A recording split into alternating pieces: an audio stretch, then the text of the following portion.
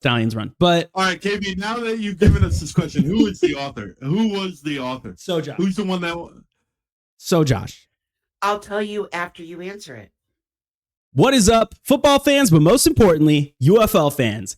We're back. Your favorite duo and host are back for episode 17. We took the playoffs off because 6 other teams took the playoffs off.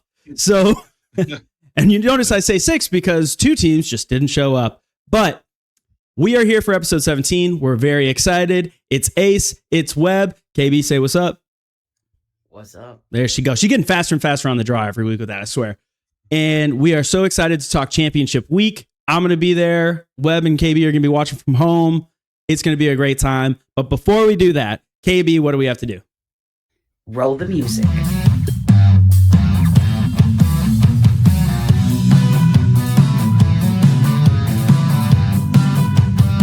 All right. So, as always, we got to start with KB. The fan question. The fan question. And the fan question today, very straightforward. This is the championship episode. So we want to know, you as fans, who are you rooting for? And what is your winner and score prediction for the UFL championship? So go in the comments, put it down, tell us who you're rooting for, and then tell us who you believe is going to win and what the score is going to be. You do not have to put the same person that you're rooting for as who you think is going to win. You know, you can be going in and say, hey, I'm rooting for the Stallions, but I know that the Brahmas are going to win, right? Or vice versa. So be honest. We love honesty on the show. Come in to our comment section. Let us know. We'll respond back. We'll tell you how close we think you are. And then if you're right, who knows? Maybe I'll send you something. I don't know. We'll see. I'm going to the championship game. And if they give me a shirt or something, I'll send it to the person who gets the score and winner correct. How about that? If I get a shirt. So a couple different stipulations there. But this is a perfect segue from our fan question into our first topic of the day. KB, what is our first topic of the day? Our first topic of the day is, what are your championship picks and what are your score predictions? Heck yeah. So unless you are living under a rock in the spring football world, you know that the championship game is this Saturday, Sunday. One of those days. Sunday? Yeah. All right. You're going to be there. I'm going to be there. I should know.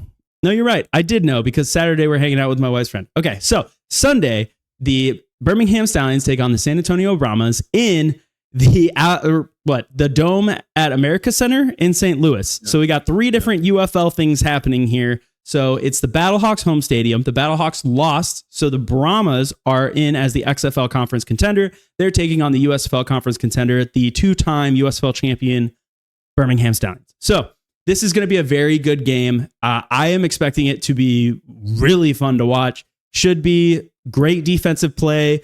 They have some electrifying offensive players on both sides. It could be any kind of score, but we have to choose. So Webb, would you like to go first? Yeah, I'll go first. All right. I'm taking the Brahmas. I think the Brahmas are the hottest team in this league. I think, honestly, I got to say this, the top 2 teams made it the championship. Like, when you put the whole season together, I know sometimes, like Arlington winning the championship last year in the XFL, you don't get the top 2 teams. A lot of people would say the Maulers weren't part of the top 2 teams last year. The Breakers were. I disagree, but I feel like these are the best 2 teams. When you take all 10 weeks or 11 weeks, these were the best 2 teams that you could have argued for most of the season. Birmingham was that number 1, no question. And then later on in the year, like, you watch San Antonio and you're just like, wow, this team just keeps getting better and better and better. And I think if you look on defense, right, defense is what's going to dictate this game. I think both teams have the best 2 defenses. Actually, they gave up the least amount of points all season. San Antonio gives up 15 points a game, while Birmingham gave up 18. So like, if you're looking at 2 touchdowns and a field goal type of game, I said 23-12 because I think Adrian Martinez gets a pick 6. I just think that's going to be a big moment in this game, almost like the reverse Scooby Wright. And they bring in Matt Corral. I think Matt Corral coming in last week actually helps the Brahmas a little bit because they know that Skip is not married to Adrian Martinez. Like, that he's not like, well, that's my number 1. I'm riding with him. They so know they'll prepare for both.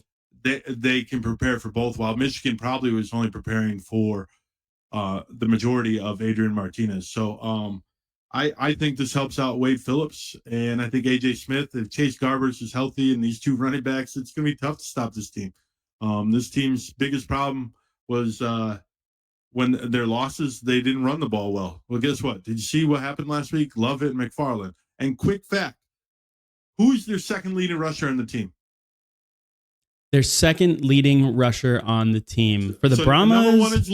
For number one is Lovett. Who's number two? John Trey Kirkland. No, it's Morgan Ellison, the guy everyone forgets about with this Brahmas team. So, like, McFarland's third. And what did he do last week? So, like, they have three guys that can run the ball. And, you know, AJ Smith's going to spread it out. I can't believe I'm saying this because I've been arguing with Josh all year about how good, like, we kind of had a rivalry since week one, right? Me and Josh, you know, he did a whole episode making fun of me. And you deserved it. Yeah, I did. Talking crap about the Brahmas, and it's horns forward this week. And they're going to end this pony dynasty. And the ponies can complain about roster management, and they're worried because they're complaining publicly. So I'm going to go 23-12, and Adrian Martinez struggles. So you're going to see a lot of Matt Corral. I really like the fact that you're bringing up Matt Corral, that you're bringing up Adrian Martinez struggling. You're bringing up defensive stats. These are two very good defensive teams. They're the two best defensive teams in the league. I think you're making great points. So much so that I agree with you. I think that the Brahmas are going to win. I think it's much closer. I think it's a field goal away.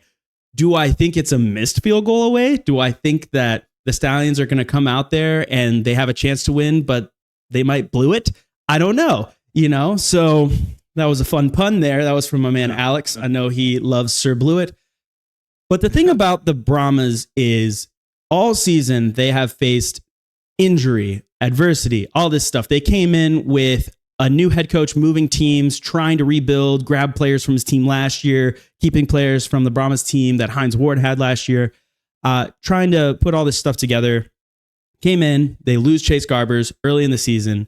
They bring in Quentin Dormady. They lose, oh my God, their tight end. Latimer. Yes, Cody Latimer. They lose Cody Latimer. They're losing these huge pieces that when other teams lose those pieces, hell, you watched the Houston Roughnecks got blown out against the Stallions. And after the game, CJ said it was because we lost a tight end. If you lose a tight end and you lose a game, that's crazy. The Brahmas are able to lose legitimate starters that affect every single offensive play and still find ways to win games. And I think that just shows a lot. And especially the fact, something that you didn't bring up, they won their head-to-head challenge against the Stallions. They're the only team that the Stallions did not beat this season. So I think they come in well prepared. I like what you said about Matt Corral because the Stallions are famous for having one quarterback start a championship game, move this up a little bit, and then another quarterback coming in and finishing it. So could I see Matt Corral coming in? Could I see Adrian Martinez running, getting hurt the way he did week one against the Renegades, getting bottled up the way that the Panthers really looked like they were able to? They just weren't able to close out. I see this being a gritty matchup where if you look, they keep, I love that you brought up the defensive stats because the league keeps posting offensive stats and comparing them. Offensively, these offenses they're about 2.5 to 3 points different. Well, defensively, they're also about 3.5 points different. So that balances it out. And I think that meshing as a team and overcoming the fact that John Chavis isn't the defensive coordinator for the Stallions, they kind of buckled with that. Whereas with the adversity, San Antonio is able to excel. I think it's horns forward all the way. Let's go. I don't remember how to Greedo, but I would do it right now. There you go. Well, the biggest thing is so there's only one team worse than Birmingham at quarterback for completion percentage in the entire league. And is it Jordan Ta'amu? It is Jordan Ta'amu, but so you're telling me Houston, mm-hmm. Memphis, teams mm-hmm. that we considered done by gutter trash are better at completion percentage than the Birmingham Stallions. I think a lot of their wins were kind of miracle, yeah. And as soon as they learned how to control Adrian Martinez, which since the last time you guys played, the Roughnecks played them, he has struggled. 19 of 31, 18 of 32, 14 of 28, 10 of 19. Like he has hovered around those Jordan Ta'amu numbers that everyone's complaining about all the time. Mhm. But he got the MVP because he had moments. And he runs better. And I think this defense, he runs a lot better. I think this defense kind of gave a blueprint of how you can handle this team. And he struggled a lot against Michigan. You know, guys that can run, contain him, and he's 4 yards, you know, he's getting 4 carries for 20 yards, something like that, instead of, you know, him getting 100 yards, 80 yards, and then being able to throw the ball. Mhm. I think this San Antonio team gave up the least amount of yards in the league. They have one of the top tackles for loss. They give up no sacks. Like, you win the game in the trenches. I know that's so cliche, and we talked about on DC Defender Show. It's cliche. Game, but it's stereotype because it has legitimacy. So I'm not going to fault you for that. And both these teams are very solid. I'm not going to take anything away from Birmingham, but I think they have the secret sauce to take out these Stallions. And I think you started to see a little bit frustration on Skip Holtz for the first time in 3 years last week with the quarterback situation and how the team was playing. And I know they figured it out and they're experienced in winning these close games. But I think that fantasy that's been going on for 3 years ends and the horses become glue. Simple as that. Dude, I think you're absolutely right about the blueprint. San Antonio came in and they said, you know what we're going to do? They literally said it. Like when the sideline reporter would come over and say, what is your game plan today? They just kept saying, we're going to control Adrian Martinez. He's the leading rusher in the league. We're not going to let him do that. And so they would contain, they would keep pressure and move vertically up and down the field as a defensive line without giving up their, what is it when you are on a kickoff and the coach is always like, don't give up your, not your route. Lane? Yeah, don't give up your lane, right? So the defensive line is basically acting like a kickoff where they're coming straight down from where they're coming on the defensive line and they're not giving up their lane. So they're not opening up a hole for Adrian Martinez to run through. And then what did the Panthers do? They followed that exact same thing. Houston, pretty similar. And when you start doing that, you're right. Adrian Martinez, I made the MVP graphic because he was the league MVP. He was also the UFM MVP. Now, I made the graphic and then you and Brandon both said, hey, put some stats on there. We want to see some stats. You know what stat I left off because it looked like garbage? His completion percentage. It was under 60%. And for an MVP, a lot of people were fighting the fact that he was MVP. I saw Pat over there, not necessarily a direct affiliate with UFL Newsroom. Yeah. News Hub. Sorry. Pat over there, he works a lot with News Hub. He pointed out Adrian had 5 good games and then was shut down. And when he couldn't use his legs, he did not look like an MVP. And they're absolutely right. I think Matt Corral, if he had played the entire season, could have been a more all-around Alex Magoo type MVP because he is still mobile. People don't like to bring up the fact that Matt Corral is that mobile, but he very much is. And he showed a lot of grit this weekend, taking on Breland Speaks head on and then patting him on the head, getting up before him, I like what Matt Corral's bringing to it. And if the Stallions win, I think it's going to be on his back this week because I think San Antonio has absolutely figured out the Adrian Martinez, coming in.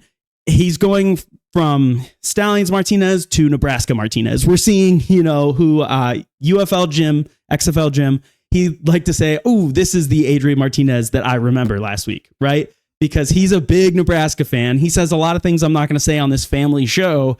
But I love that he said, this is the Adrian Martinez that I was used to at Nebraska. So I think that they figured him out. If the Stallions are going to win, which both of us think they're not, it's going to be on the back of Matt Corral. And then I'm going to throw a curveball here before we move on. KB, who do you think is going to win this weekend? My heart says Brahmas. My brain says Stallions. Okay. But I feel... I'm going to go Brahmas. No, I'm going to go Stallions. She's going to go Stallions. Okay, so we have someone on the show that is going to go Stallions. I just don't like to go with the grain. But anyway, I agree. The only time I go with the grain is when I shave. Just so you know. I'm a contrarian. And so I like your pick, KB. I am. Sorry. I enjoy that. Well, KB, now that I got you talking, we have beaten this game sort of to death. and we have another possibly lengthy topic to talk about. What is our next topic? Let's talk about let's compare the championship teams by position. All right. So comparing the championship teams by position, we are going to roll through. We are going to go position group by position group. Instead of corners and safeties, we're just going to say defensive backs. Instead of edge, interior defensive line, we're just going to say defensive line, linebackers, quarterback, offensive line, running back, tight end, wide receiver. All right. So that's a lot to get into. So let's go. Webb, you start. Defensive line, which one's better? I think it's San Antonio. I think they are able to create pressure. When I was comparing these defensive line, it basically was thinking of run stoppers. They're both very good. And pass rush. That's kind of how I was looking at it. I think San Antonio's got a more variety of pass rush, but both teams are very good. Yes, I think that Birmingham may have ended the season with better stats. I'm not completely sure. I didn't look. I like to go more on feel when I'm talking about position groups because stats can sometimes lie. But one stat that I want to talk about is the fact that 8 sacks that came for the Birmingham defensive line came in one game against the absolutely gutter trash garbage Memphis Showboats, who the Stallions have had their number for the past 2 seasons. The biggest blowouts that we have seen in spring football the past 3 years have been the Stallions, and whether it be the Tampa Bay Bandits or the Memphis Showboats, the Stallions have their number and they absolutely rock that team. So without that one game, I think that San Antonio had a much more complete season on defensive line. They were much more consistent each game. I'm going to support you right here because I just looked it up. Sacks 32 for San Antonio, 29 for Birmingham, and that includes the 8 sacks in there. 8. So it's kind of a blowout. And then 51 tackles for loss compared to 38 San Antonio. San Antonio, I thought defensive line was a lot closer. Looking at the stats, and I don't have the PFF grades in front of me because I don't think that's the end all be all. But me either. San Antonio's pass rush and run game it seems a lot better. And I think they face the better offenses like Arlington twice. They didn't get the Memphis twice and the Houston twice. No. And Michigan kind of was up and down. Those are stat padding offenses. And one of them's mine, and I'll admit that. We were a stat padding offense.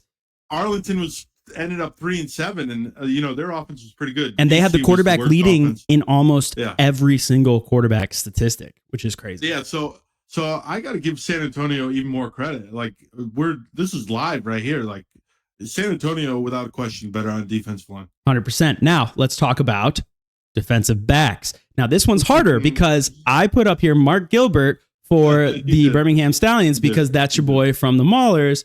And then I put up, he was all UFL for us. Can't remember his name right now. But when you're just thinking defensive backs as a whole, corners, safeties, nickels, dimes, what do you think is better, the Birmingham Stallions or the San Antonio Brahmas? Man on man, I think you got to give it to Birmingham. Same. My only problem is I don't trust their defense coordinator 100%, and I think they put them in some spots because they look like they were going to get manhandled by the Michigan Panthers for about a quarter and a half. But Ike Brown, come on, Neville Clark. Like I'm looking at this roster, Lorenzo Burns. This is like an all-star team. Oh yeah, and the cornerbacks, Mark Gilbert, Madre Harper. It's just this team is solid. Safeties, AJ Thomas, JoJo Tillery. Come on, that's a dog. Kenny Robinson, another one. TJ, like they're kind of stacked at the secondary. I'm not disrespecting San Antonio, but they've been solid all year. I just don't think they stand out. I think they only have like 5 interceptions. I'll look it up while you're talking about your side, but like there's a considerable difference. Yeah, they only had 4 interceptions all year. Yeah. So compared to Birmingham, that's doubled to 8. So that just tells me right there that they probably play good coverage, but they don't create a lot of moments. So that's the reason why I'm going with Birmingham. I think that when it works perfectly because we talked about defensive line already. I think the defensive line for San Antonio helped their secondary exponentially. The fact that they only have 4 interceptions, the fact that the defensive line had 51 tackles for loss, they had over 30 sacks. Those kind of things really help. You hear coverage sacks and stuff, but this defensive line really is doing it. Whereas the Birmingham Stallions, their defensive line call out the secondary a lot, and they say that was a coverage sack, that kind of stuff, because you put the nail on the head. It's an all-star secondary. I think that San Antonio has a very good secondary, and I think that the Brahmas have the best secondary. You know, these are very good defensive units. I don't think there's anything wrong with these defensive units. As a whole, they're both stacked. But I think that if we're going to tip the hat to one side, it's got to be the secondary for the Birmingham Stallions. They are good, dude. Lorenzo Burns, beast. JoJo Tillery, I mean, they may not have had a little bit of a slump if he had been healthy the entire season. He got hurt the first time they played us, pulled his hamstring on a would have been pick 6 if he hadn't pulled his hamstring. They're good, man. Their secondary is really good. Do you have any stats that you want to talk about real quick before I move on to the next position group? No, we can move on. I think you're perfect when you say that, really. So just San Antonio does great turnovers, and I think that's a big difference. They've been solid. So yeah. All right, then we move on to, we're doing defense first because we're defensive-minded guys. Let's just get through these ones quickly, so we're not going to spend a ton of time killing you guys with the defense. But linebackers, and this one is incredibly hard because statistically speaking, I think San Antonio looks better. They have more tackles, they're more consistent, less missed tackles.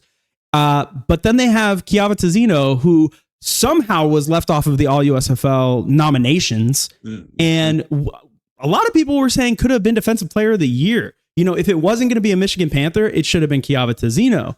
So what do you think about these linebacker cores? So if you look at, here's the thing. Tizino might be the best linebacker out of both teams. Actually, yes, I think he is he's the best linebacker. I think as a unit, I think San Antonio beats you.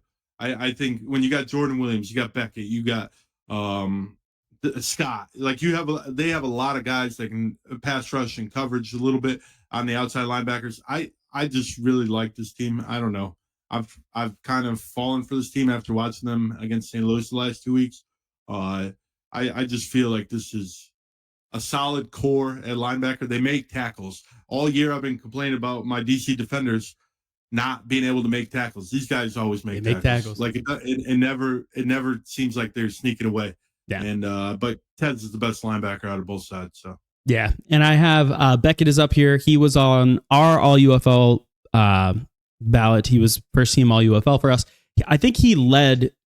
Did he not lead linebackers in tackles? And the whole league solo tackles. Yeah, I mean, he's a beast, and he is genuinely not talked about. It's strange. Yeah. The fact that when we were putting together the All UFL ballots, the first and second team, we did it very quickly, but it was later on when finally Brandon was like, dude, we have to put Beckett on here as first team. And I went and looked at his stats, and I was like, this is insane. Why are we not talking about this guy? Like, honestly. Yeah. Because, you're thinking of the Donald Paynes, the Kiava Tizinos. There's these dudes who just stick out in your mind immediately. And when you think of linebacker, you think of these guys. But Beckett should be one of those guys. And I think this is an unsung hero of this defense, is their linebacker core as a whole. Very consistent. When you're talking about run game, so much of that is linebackers plugging holes, linebackers coming up and meeting and making contact at the line of scrimmage.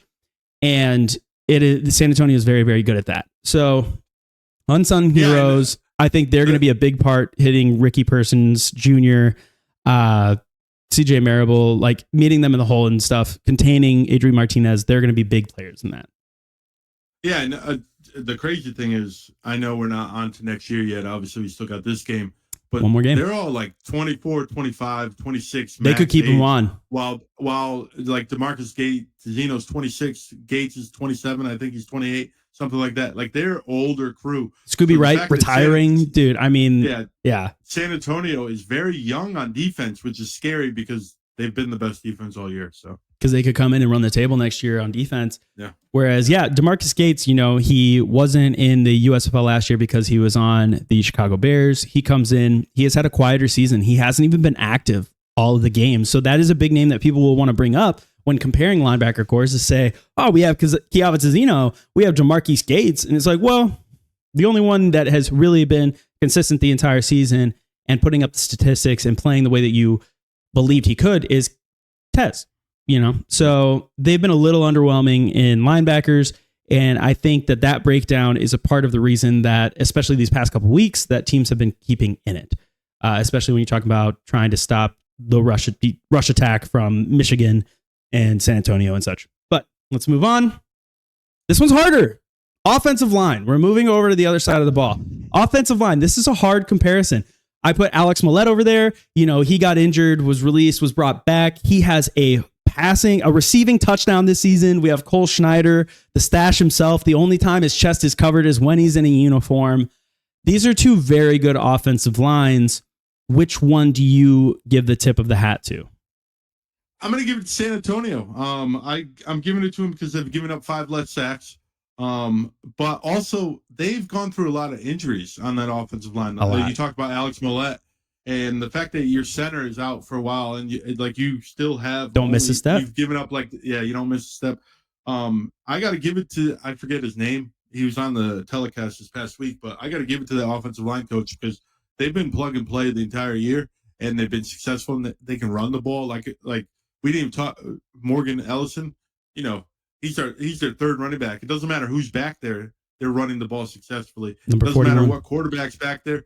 They're protecting them successfully. It just seems like, but Birmingham's very good. I don't want to disrespect Birmingham because I think that's always been the strength of their team. Yeah, is their offensive line, and I don't think this year any different. It just San Antonio just seems like they're just too. The Clemson Tigers used to say this: "We too deep," and it just seems like San Antonio is just too deep. I like how you got a Clemson plug in there, but don't worry, we're not going to be too San Antonio biased this game or this episode because I am going to say the Birmingham Stallions in this one. Yes, 5 more sacks, but they also have a quarterback who loves to hold on to the ball, less than 60% completion percentage, and he runs around in the backfield and creates a lot of sacks. Week 1, when the Houston Roughnecks played the Memphis Showboats, I asked Case Cookus about how many he spent the end of every single play he was getting up off the ground. And I asked him about that. And I said, do you think that is something that the offensive line, you may need to address as a team? And John DiFilippo actually stepped in and he said, no, Ace, I've actually gone through offensive tape with other offensive coordinators before, and a higher percentage of plays, sacks are created by the quarterback and their decisions rather than the offensive line, much more than you think they are. And I think that is one of the things that happens when you have a quarterback like Adrian Martinez, who is trying to do a lot of things with his legs, and maybe he scrambles and gets tackled behind the line of scrimmage. That turns into a sack when that was a full-on quarterback run. So I'm going to give the tip of the hat to them because this is also an offensive line that has not seen a ton of turnover since season 1 of the USFL. They have Cole Schneider. They have Derwin Gray. They have these good offensive linemen that have played at a high level for a good amount of time now in the same system. So I'm going to give them the tip of the hat. When you have a guy like Jake Lucina and you can release him and he goes on to be like our all USFL first team tip of the hat on the Michigan Panthers, like that is an impressive offensive line. They were dropping guys that immediately started on other teams at the beginning of the season because they had so many guys that could start right now on the offensive line. So I'm giving my tip of the hat to the Birmingham Stallions. I hope they lose, but their offensive line is great. And I wish that we had one that played like that this year in Houston. All right. So let's move on. Heavy hitter, real early. We have more people to talk about after this, but let's talk quarterbacks. This is an interesting one. Webb, what do you think? Who has the better quarterbacks? So one thing we know after covering these leagues for the last 3 years, quarterback depth is important. Whenever you talked about quarterbacks back in the day with the Colts and the Patriots, you only talked about Manning and Brady. You never talked about Brian Hoyer and whoever was backing up Manning at the time. Couldn't even tell this. You have to talk. You have to talk about all 4 gentlemen that are active. Yep. Garbers is, I think, the best quarterback out of the 4 right now. Corral might have the most talent. Martinez is the most dangerous, and Dorman is the biggest question mark.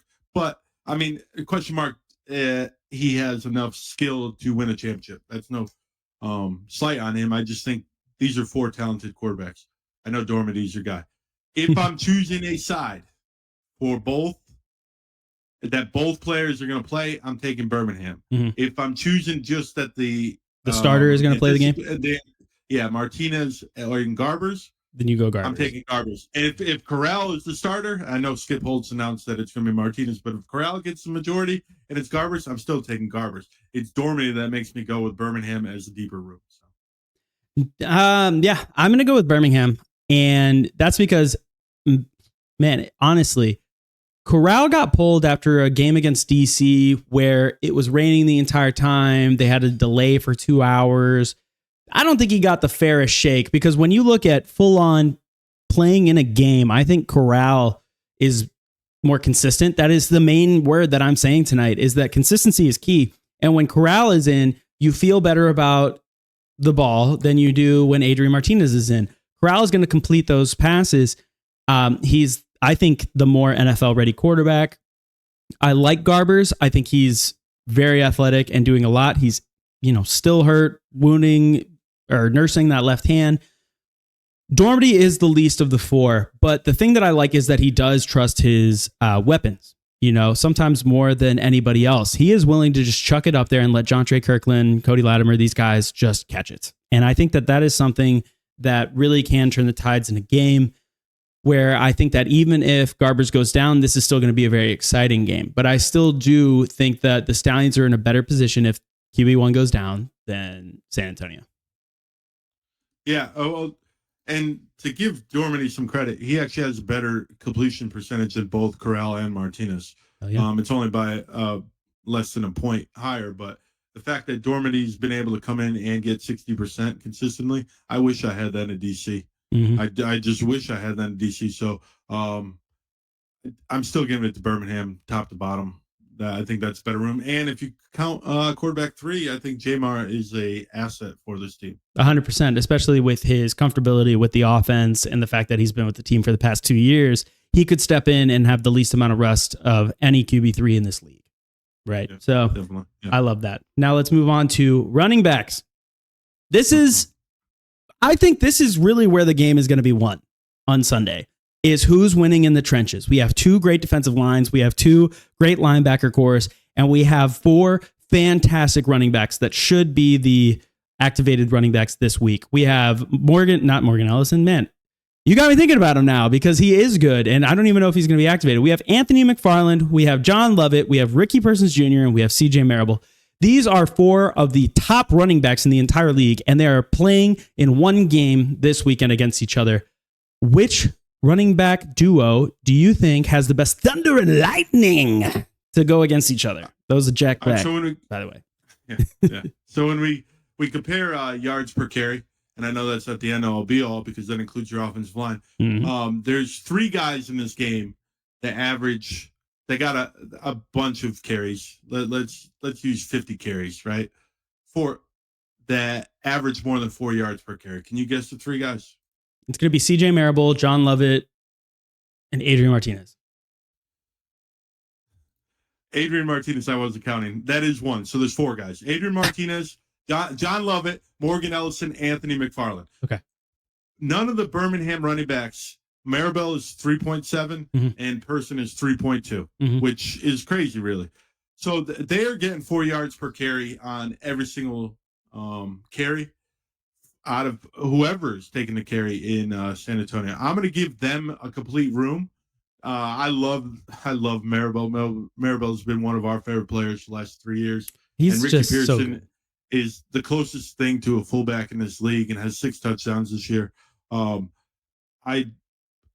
I'm going to give it to San Antonio. I know this is like a San Antonio love fest after 11 weeks of me complaining about them, but like when you compare the team as a whole, they're just too deep. And I think this is the room that they stand out, where like you start to think like, holy crap, like this team is, they could win really, really where good. You think about the fact that they could win this. Yeah. This is a really good team. So, I agree. John Lovett, he's an ex-Baylor Bear. I love that. Anthony McFarland has number 41. I literally have that tattooed all over my ribs. I think that they are the best running back room. The only running back room that I think competed head-to-head is going to be Wes Hills and I'm losing names today. Colburn. And Matt Colburn. So Matt Colburn, Wes Hills could go head-to-head with Anthony McFarland and John Lovett. I think that they are the 2 best running rooms in this league. Then I think comes the Birmingham Stallions. And the Birmingham Stallions, the one thing that I do like is that whether it be Roundtree, Persons Jr., or Marable, that they are still able to run effectively with whoever is going to be in the game. I love the way Ricky Persons Jr. runs. He's angry. It does kind of bother me that they keep being like, you were running for the Massachusetts Pirates and now you're here. Like, how crazy is it? And they really put down the Massachusetts Pirates, which pisses me off because if we're going to talk about any kind of spring football feeder team, it's the Massachusetts Pirates, dude. That's my team. I love that team. I love their colors. Toby Johnson came from there. Teo Redding's on there right now. Ricky Persons Jr. came from there. So many players, like good spring football players, come out of the Massachusetts Pirates. And I think that if the ESPN broadcast did a little bit of research, they could tell that and they would put a little more respect on their name. But I digress. I think that San Antonio is the better running back room where when they're handing the ball off, you really do feel like it is a threat. Whereas I feel good about the Birmingham Stallions handing the ball off when it's a short downage play. When it's first down and they're handing the ball off, not as great. You're like, well, Adrian Martinez is a little more electric at running the ball. You could throw it to Sternberg or something like that. Whereas first down, you're like, nah, toss it in the flat to Anthony McFarland or hand it off to John Lovett. I think that they really are just a good running back duo that can do everything that you need them to do. I think that if Anthony McFarland hadn't been hurt for as long as he was, that San Antonio's offense would have a lot more respect right now than they do. Yeah, I agree. San Antonio, these are great. Honestly, we're going through these groups. We are nitpicking, dude. We are nitpicking.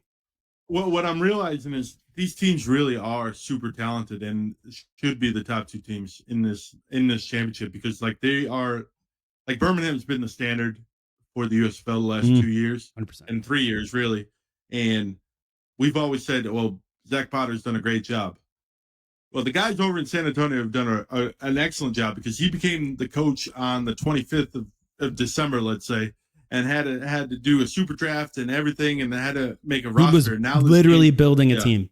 Yeah, I think it's Lillibridge. Yeah, Lillibridge, GM, and I just feel when you review this roster and you start to see the numbers and kind of what they're doing as a team, you're just like, holy crap! Like this is actually something special there. And I know Josh.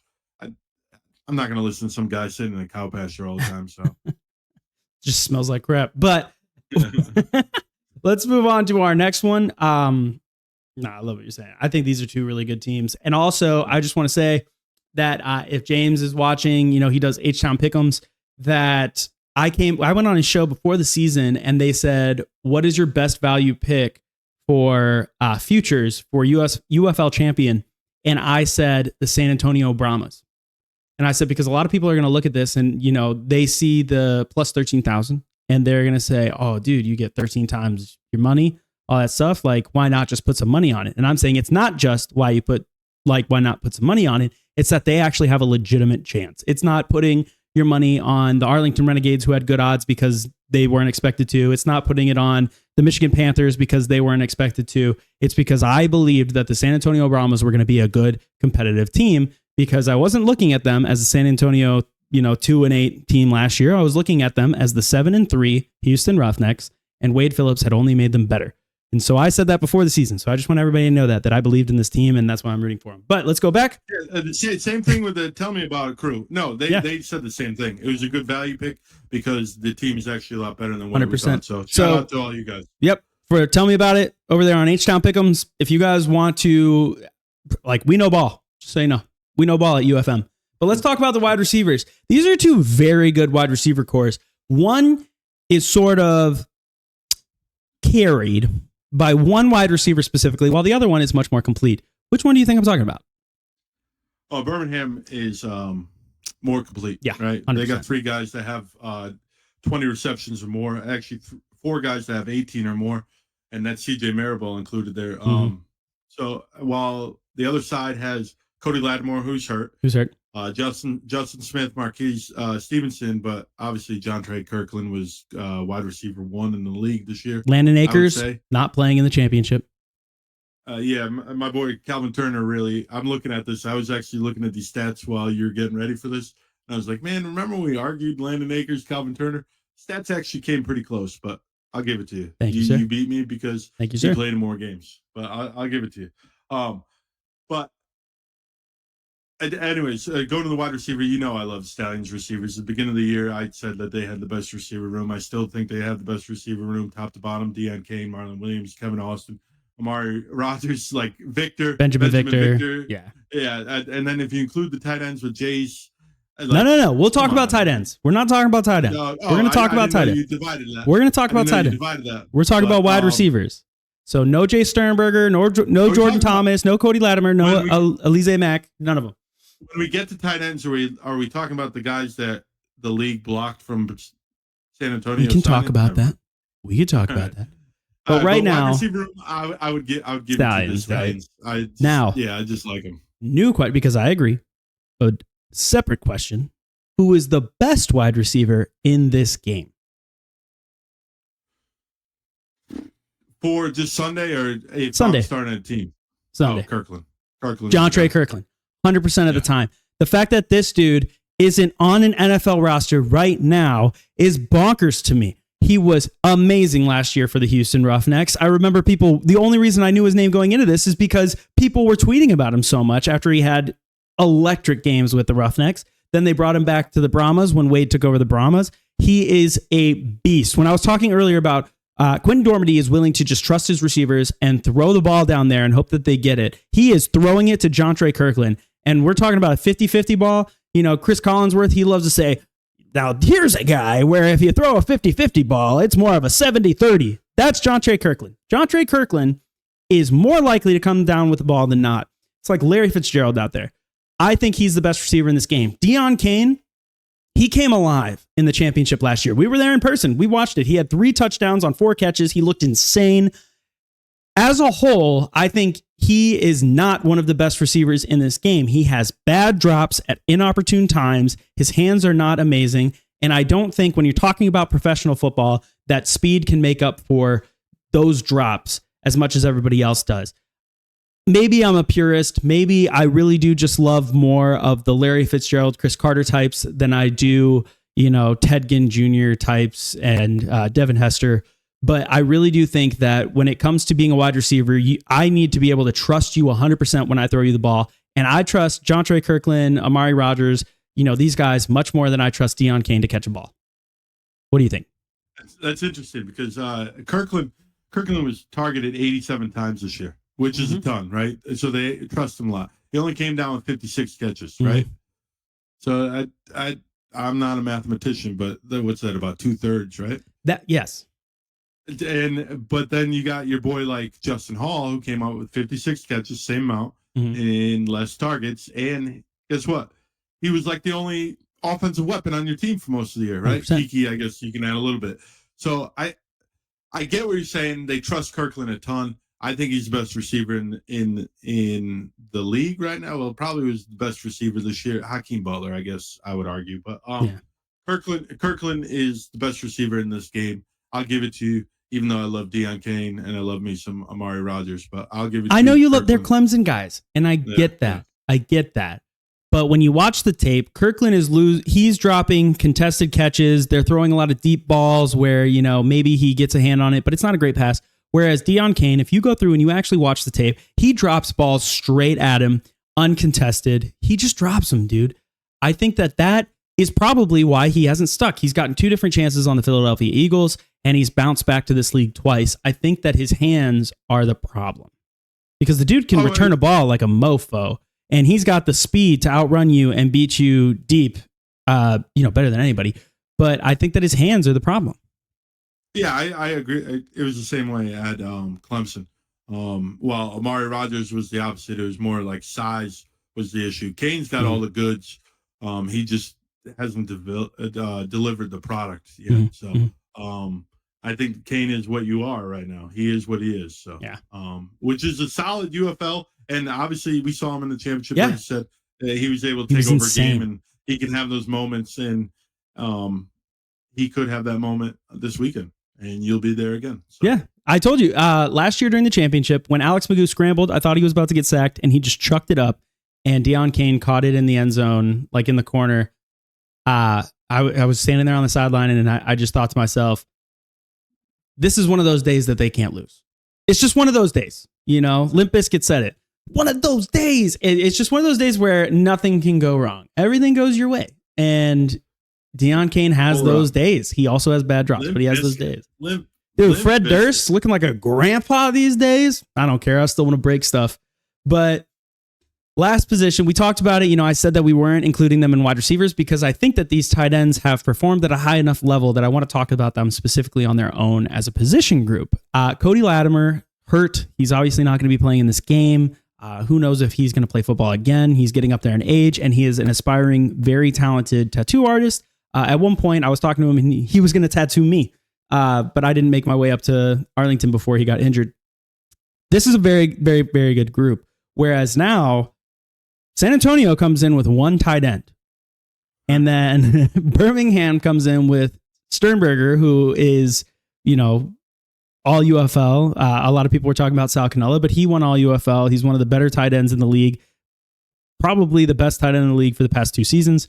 And then they had Jordan Thomas, who had a monster game last week, like a disrespectfully good last game.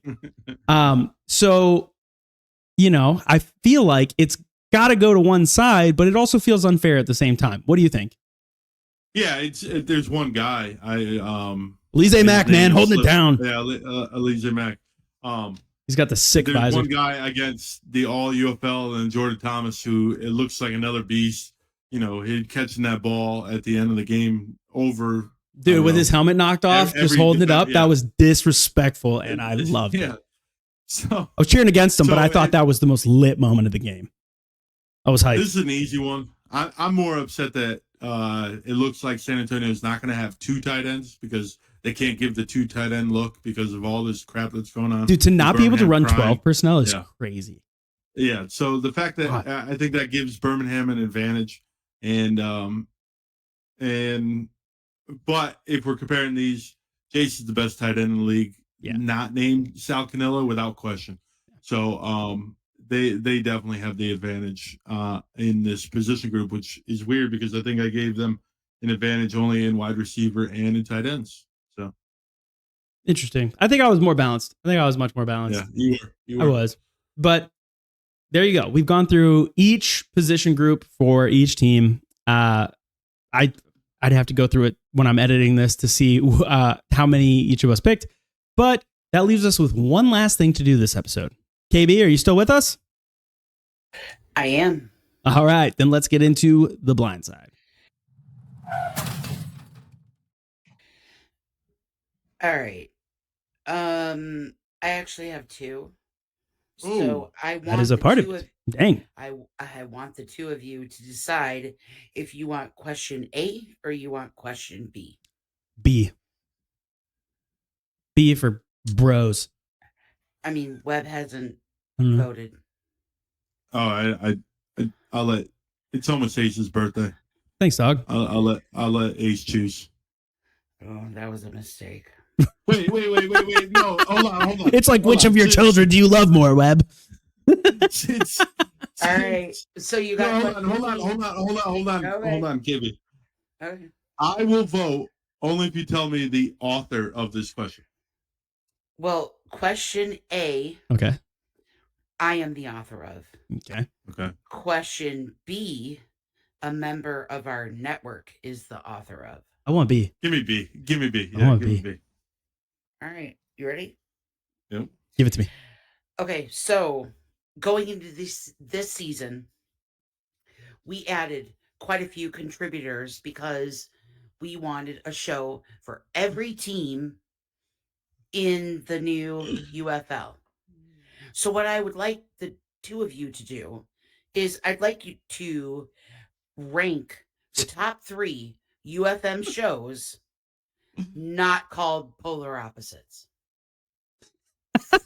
As soon as you started saying it, I knew what was happening.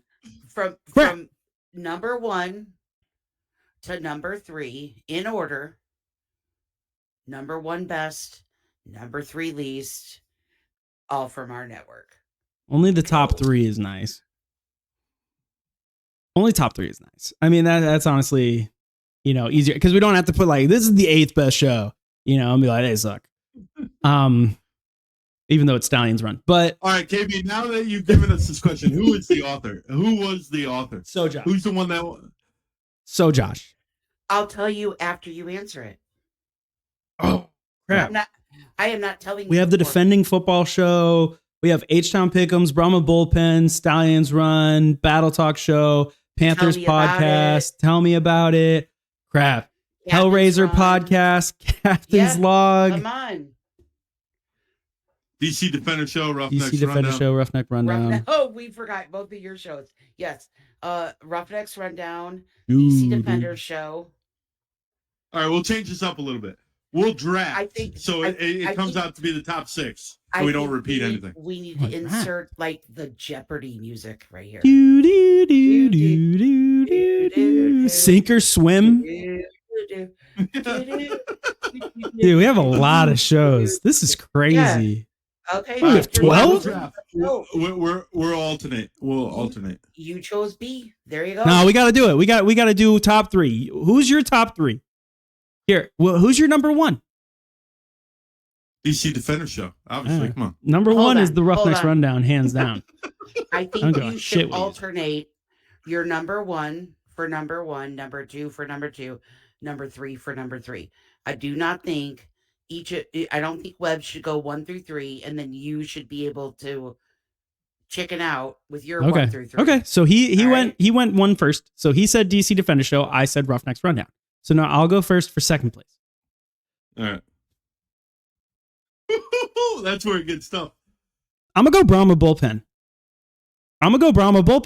When we talk about consistency, when we talk about progressively trying to get better, something that when I was working on Polar Opposites, when I'm working on Roughnecks Rundown, I'm trying to get better every time, make it a better product. And I think that I see a lot of that in Josh and Dustin, and they are very consistent. They're the best at getting their show to me on time, 2 episodes a week, except for I think this week was the first time they missed. And, telling me what each episode's about, making the episodes interesting. I think Brahma Bullpen is my number 2 show. Who's your number 2 show? And I can't repeat you. You can. I don't care. Yeah. I'm going to go. See, I like that. We're going to see our generation different here. Because you like a longer show. I like a longer conversation show. I'm going H-Town Pick'em. I know it's a new show on there, but like I just like the fact that it's a gambling show. Like Sink or Swim. I would share that. I would like the gambling show. I'd like them to combine. It brings a whole different conversation. I live in the Bible Belt, so like I can't even gamble. But to think of a game and you're going to hear about it 10,000 times on ESPN. I think H-Town kind of brings it in for me, and they discuss actual football in the beginning, like questions. I was actually the question of the week this past week, so nice. I like the long conversation more than the short one hitters, and that's no disrespect to you or Brahma Bullpen, but I like the drive home. I drive 45 minutes to work. I drive 35 minutes. I like the long format. So okay. This is hard. So I love what Noah has done with the Battle Talk show. When you talk about somebody who just loves their team, I think he does. FBI Tugboat with Panthers podcast. I think he came in. He has very high production. And then, he also did 2 shows where he's talking about betting. Hellraiser podcast, dude, he came in. He knows ball. Yeah. Talk about, the long span format, talk radio, knowing ball and really like a sports radio show where I feel like we could call in, right? I like that. Sink or Swim, not Sink or Swim. Captain's Log, I'm not going to give number 3 because he quit before I did with Roughnecks Rundown. I made it to like week 7 before I was like, I can't keep doing this. We suck. Where he gave up earlier, so I'm going to knock him off. And Brandon, you understand. Man, weirdly enough, I know how much time and like work he puts into editing it specifically. I'm trying to also give a shout out to everybody because really everybody puts a lot of work into their show, and I really do appreciate that. I am so torn. Part of me wants to go with not DC Defender Show. F you guys. Part of me wants to go with Defending Football. His format is almost easier to, it's easier to digest, but it's easier to come up with because he goes with just a hot topic and hits it. Whereas I think my number 3 spot is going to go to Tell Me About It because I think Tell Me About It is a great all-encompassing show. The fact that Arik and them, they get their show to me like I think 2 weeks ago, they got their show to me like 2 hours after the last game ended. their consistency, the passion that they show, and they also promote the hell out of it when it gets posted. Tell Me About It has to be my number 3 show. What about you? I was gonna go with Tell Me About It. There you go. Just because it's a conversation. I think Gabriel on Hellraiser podcast does a great job. He does, because like you said, it's a long format and like it's like talk radio, like sports radio. I feel like he's talking to me. I honestly, Arlington is probably the 8th team when I rank them of most interesting to me. But listening to him, I actually like. There's people that care about this team, dude. And talk about caring even after it was over, dude. Like Gabriel really, I respect that, especially as a Roughnecks fan. I know what we're going through as these losing teams. Then his intro song, he actually is. He did it himself, and the rapper. So, but all the shows are really good. Well, to give a shout out to the Battle Talk show, we have another Battlehawks representative who's very quiet. His name's Brian. Most people don't know who he is. He hasn't posted a lot. He hasn't done a show yet. He wants to. But the only reason he joined and reached out to join was because he loves the Battle Talk show so much. And he thought Noah does such a great job that he wanted to join our network. So, shout out to the Battle Talk show. And then FBI Tugboat, if we could just get him somebody to banter with, I think he is a grade A banterer. Like just grade A. It's what he does. It's what he does. He's so funny. Funny. He's so funny and so cool. He's so quick-witted. And I wish that, we had another Panthers guy that wasn't my brother who's not plugged in, or that I had more time to co-host with him, because I know he wants one really bad. And I think that he would absolutely thrive. But everybody in our network does really well. Everybody's very consistent. I upload almost every show to the YouTube, and everybody, when I'm uploading them, I see how much they really put into it, and they send me the descriptions and what the episode's about. And I love everybody in this network, but if we're going to go top 3, that's my top 3. And I got to be number 1. Cause when your record's this bad, you got to have the confidence of a quarterback. So that's what I'm doing. I'm kind of upset. I was going to put you 3, but when you left me out on 3, I was like, I ain't doing this. I ain't doing this. I do love you guys' show though. Old Man Alex is great. Yeah, no, you guys are great. Grumpy old man Alex. You guys are the great. best. I know Alex is gonna watch this, and if we're given what my heart thinks, you guys are number 2. You guys are number 2. Thanks. But I said what I said. I'm also calling him an old man because I'm pretty sure sure I'm older than he is. No, he's in his. Is he? He has grandkids. You be very careful. I have grandkids. You have one grandchild who's 6 months old. He doesn't have grandkids. He has a 9-year-old. He's a 9-year-old. He's a 9-year-old? Human on the planet. But my wife called him his daddy. Do we have a Webb's Blindside video? No. I don't even understand what that means. What? KB, what are your top 3 shows on the network? Oh shit. Let's go. Family show. Rated E for everybody.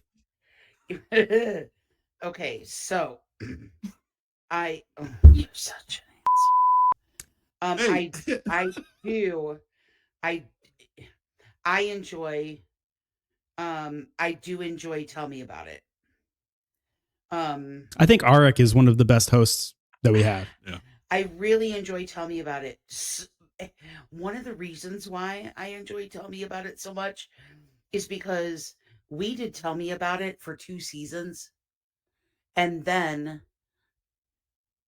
he and his crew took over Tell Me About It. And people kind of lost their minds. And they said that we were copying another show. Because they were that good and they got views. Because they were that good, it got views. It was very different than what we had done in the first 2 seasons. So I really respected that. I do enjoy Roughnecks Rundown because, I mean, how are you going to not enjoy the cow pasture? You said Roughnecks Rundown and then you said cow pasture. Do you mean Brahma Bullpen? I meant Brahma Bullpen. She didn't even mean me, Webb. I did not mean you. All right, so who's 3? Because who's 3? Come on. It's not going to be either one of you. All right. Cut the credits. We're done. Okay. All right. Good night, gentlemen. Not yet. Who's your number 3, KB? I really enjoy FBI Tugboat's show. There you go. He's just an enjoyable guy. His mustache. I want mustaches to die off. He's but just not his. funny. But not his. Just funny. He So for those of you who maybe have not dove deeper into FBI Tugboat and his repertoire, he is an announcer, and he follows, and like his actual job is that he like announces esports. And so I don't think he didn't have an episode this week because he is actually on tour right now. Actually, he's doing stuff with his brother, but he's been on tour doing esports stuff, and just an impressive and cool dude. So, yeah. But this was a fun episode, and that question definitely caught me off guard. I was not prepared. Who wrote that question? I mean, what's your guess? Josh. Brandon. It was totally Josh. It was Josh. Extra points for Ace. I kissed his butt all episode. He's not a top 3 show. Me and Josh are buddies. I've hung out with Josh and Dustin. He might be the champion. No. And I'm hoping that he's champion, but he's not a top 3 show. I've hung out with them boys, them southern boys. Yeah. I've hung out with them. They're cool cats, man. They are like, when you think of like textbook Texan, when you think San Antonio, you think cowboy hats and all that, like those dudes are the real deal. When he's like, yeah, I have cattle. I'm like, I bet you do. Like I would bet you did. Didn't he literally buy a Brahma? Yes. Yeah. I actually told Claire about that, my wife today, that when he was so excited about the Brahmas coming back, season 1 in the XFL, he bought a Brahma bull. It's the only one on the cow pasture. Otherwise, he has normal American cows, and he has a Brahma bull. And it's an ugly son of a gun, but he's got it. We need to get some pictures of that boy. He has some, man. We got to ask him to post some. He's got a Brahma. Sure. I don't remember what he named it, but yeah. All there right, you go. I think we're done, guys. We're done. Championship this weekend. Remember to comment what your pick is, who you think's going to win, who you're rooting for, and what the score is. Like, comment, subscribe. We'll see you next week. Hey guys, thank you so much for watching the UFM United Football Media. If you like that, please make sure to like and subscribe. Also, if you want more videos, you can check them out on our channel over here. The best one for you is right here. And then if you liked mine, the rest of my playlist is right here. Thank you guys, and I hope to see you next time.